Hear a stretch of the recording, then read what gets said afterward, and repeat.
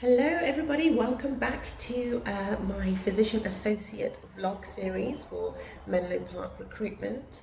My name is Uche Akabogu and I'm one of the Physician Associate vloggers for Menlo Park recruitment. So we had some really great feedback on the first vlog, so thank you everyone for that. Please like and share the link if you came across it, and also make sure you're following us on all the usual social media platforms, including LinkedIn, Instagram and Twitter, so that you don't miss any of our vlogging content. Today I'm going to discuss the difference between a GP and a PA working in primary care.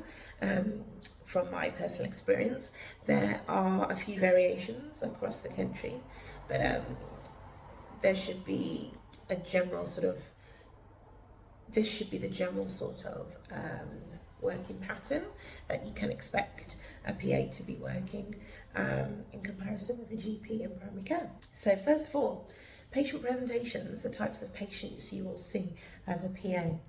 So this can vary based on your level of experience. The types of patients I see everything, so ranging from ages, from babies, newborns, up until frailty, elderly age, up to even over 100. The patients can present with anything. I think the GPs tend to review the referrals and review the appointments that are requested based on the individual PA's experience. But sometimes the presenting complaint can turn into something a bit more complex. So the nature of our training is that we are able to perform history and examination and recognise pathology in a general way. And if we have expertise in one area, that means that we can formulate a more suitable management plan for complex problems. However, if we don't have that experience, we are trained to be able to make appropriate referrals or seek appropriate support. So in general, the presentations that we see, we can see any problem, we can assess it to a certain degree and then formulate a safe management plan and take it from there. So for example, this morning I have seen lots of kids with symptoms of infection, glue ear. I've seen adults with chest pain, I've seen adults with abdominal pain, and I've seen elderly patients who are having breathing difficulties, and that's a Monday morning clinic. So moving on to my time slots, I see patients in 10-minute slots. I have 10-minute admin breaks after every 5 patients.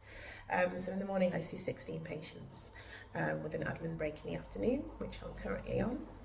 And then in the afternoon I have another session where I see another 16 patients. And that is similar to what the GPs work here. So the salaried GPs would do a similar session pattern and see patients in 10 minutes. So I find that that works best for me, so that I have a nice admin slot in between so that I can look at my lab results, as I'm responsible for reviewing my labs. And the labs include blood results, swab results and radiological reports. I can then spend time organising follow-up for patients if needed, or just confirming that results are satisfactory for the reception to then communicate those results back to patients if they contact us for them. We find that the timings of 10 minutes allow for that administration time in the middle of the day. I would expect a new PA to be on longer appointment slots and to work up to that in order to become accustomed to assessing somebody fully and formulating a safe plan in that time frame. So there should be no pressure to see patients in the same amount of time that a GP does see their patients. So yes, lab management, I review my labs. If there are urgent results that come through from the hospital, they tend to go straight to the duty GP. But operational policies vary from practice to practice, so you will need to check what your supervising physician is comfortable with, and that can change over time, and that's the nature of a PA and GP relationship. As you become more experienced, you can, if appropriate, take on more complex conditions, complex cases, as become a specialist in certain areas if you have any interest that you're looking to develop in. So moving on to contracts and pay, a lot of practices subscribe to the similar contracts that the secondary care establishments operate, so the Agenda for Change contract. My practice adheres to the Agenda for Change contract, and I'm paid at a band 8A, which was matched from my secondary care experience where I was working prior to this. So that also means that I get all of the same annual leave, sick pay entitlements, maternity leave entitlements as that contract, and that is documented in my GP contract here, which I have signed. That's a framework that you might want to follow, but however, GPs have a lot more flexibility in terms of pay, structure and contracts. So you might find that you're able to negotiate and tailor your contract in a more suitable way for you, if appropriate. But Agenda for Change is a good guideline as a base foundation to start from. Moving on to locum work. Locum work is available for PAs in primary care. It's available through agencies, but also within your own practice. So I do locum here at times, and that is paid differently to my Agenda for Change. So there is some room for negotiation with that, and usually you would expect a higher hourly rate for a locum shift than a substantive shift. So in all, I would say that the PA role differs in comparison to the GP role in that we're not trained GPs, however, we are assessed to work as a generalist would. Our capabilities would vary based on our level of experience, and our level of experience would increase over time, and with that I would expect our pay and conditions to increase corresponding with our level of experience over time.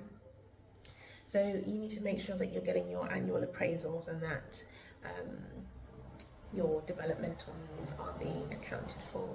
In terms of CPD, primary care CPD is the same requirements for PAs as it is for hospital PAs. And so you need to negotiate how that's addressed in terms of time off for study leave and any study budget that might be available.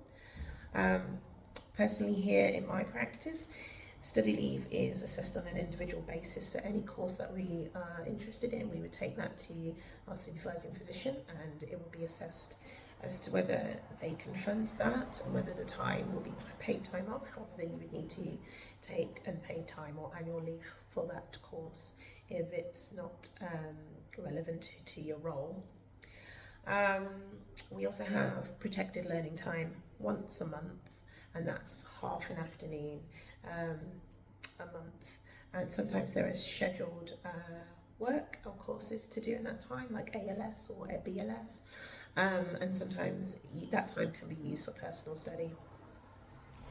So make sure you're getting some sort of allocated study leave or time to adhere to your CPD, as it's really important to keep that up in order to remain on the voluntary register and ultimately on the GMC register. The other thing that varies for GP clinicians and PAs is obviously the prescribing rights that PAs do not have currently. So I touched on this last time in my last vlog, so if you'd like to go back and have a look at that, you're very welcome. My prescriptions go straight to the duty doctor, where they're reviewed and sent electronically to the patient's preferred pharmacy. It runs quite smoothly and there's no interruption in my clinic times. It doesn't the patients don't have to wait as they're sent electronically, and there's no knocking on doors or anything awkward like that. So it works very well, it's quite smooth. So you'll find that in practice, the lack of prescribing rights isn't a great issue at all for the PA, but in future it would be preferable to be prescribing autonomously for our patients. So on a day-to-day basis, there's not a lot of difference between the GP and PA working pattern and role. However, that does vary based on your level of experience. So there's no pressure to work in the exact same way as a GP. Your supervising physician will assess and ultimately make the decision as to whether you can cope with certain conditions and whether you can cope with the timing of your clinic sessions. So I hope that's been helpful. And if you have any questions, just post them below. Make sure you share and like this video and subscribe to all the social media platforms for Menlo Park recruitment. And I will see you in the next vlog. Take care.